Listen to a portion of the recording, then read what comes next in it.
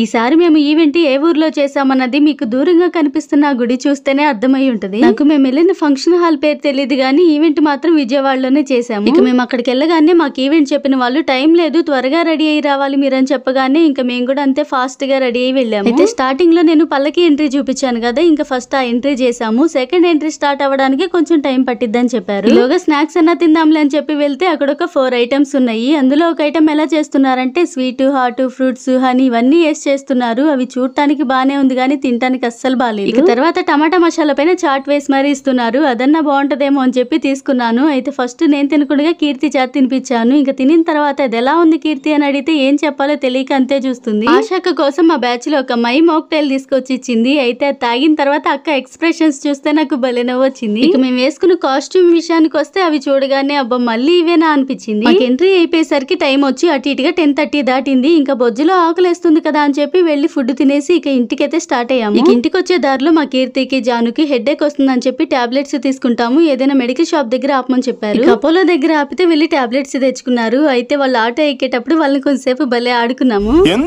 ఎందుకో తెలియదు గానీ నా ఫ్రెండ్స్ ని ఇలా విసికించడం అంటే నాకు చాలా ఇష్టం. అందులోనూ కీర్తిని విసికించడం అంటే ఇంకా ఇష్టం అనమాట. అయితే నేను మా బ్యాచ్ లో ఉన్న వాళ్ళందరినీ ఇలా విసికించును, చెప్పాను కదా నా ఫ్రెండ్ అనుకున్న వాళ్ళని మాత్రమే విసికిస్తానని చెప్పి. ఇలా మేము సరదాగా ఇంటికైతే వచ్చేసాం గానీ అన్నట్టు మీరు వీడియో అయితే చూస్తున్నారు కానీ ఒక లైక్ మాత్రం చేయట్లేదు. వీడియో నచ్చితే ఒక లైక్ చేయొచ్చు కదా, మర్చిపోవద్దు.